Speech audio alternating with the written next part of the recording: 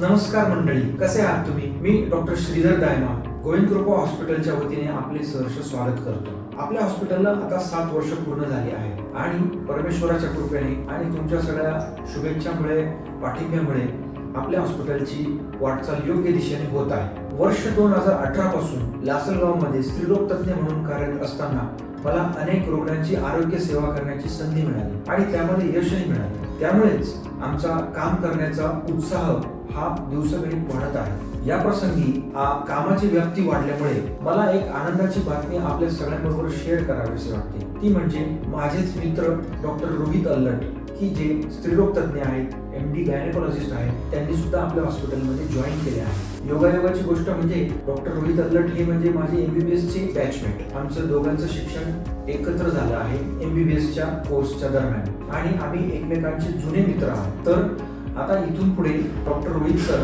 हे 12 ते 4 या काळामध्ये दररोज रुटीन ओपीडी बघतील आणि इमर्जन्सी सेवेसाठी ते 24 तास उपलब्ध असतील. आणि एक स्त्रीरोग तज्ञ MD गायनेकोलॉजिस्ट असल्यामुळे नॉर्मल डिलिव्हरी, सिझेरियन, सोनोग्राफी या सगळ्या गोष्टींमध्ये ते निष्णात आहे. विशेष गोष्ट म्हणजे सरांचं इंटरेस्ट हा इन्फर्टिलिटी या भागामध्ये जास्त आहे. वंध्यत्वावर त्यांचं प्रभुत्व आहे. नमस्कार, मी डॉक्टर रोहित अल्लट, गायनेकोलॉजिस्ट म्हणून गोविंद कृपा हॉस्पिटल परिवारामध्ये गोविंद कृपा हॉस्पिटलमध्ये मी जॉईन झालेलो आहे. डॉक्टर दायमांनी सांगितल्याप्रमाणे मी 24 तास आपल्यासाठी गायनेकोलॉजिस्ट म्हणून रुग्णसेवा देणार आहे. माझं MBBSचं शिक्षण विखे पाटील मेडिकल कॉलेज अहिल्यानगर इथे डॉक्टर दायमान बरोबरच झालेलं आहे आणि पुढील स्त्रीरोग तज्ञ म्हणून जो कोर्स असतो त्याचं शिक्षण माझं government medical college Indore Madhya Pradesh इथून झालेलं आहे.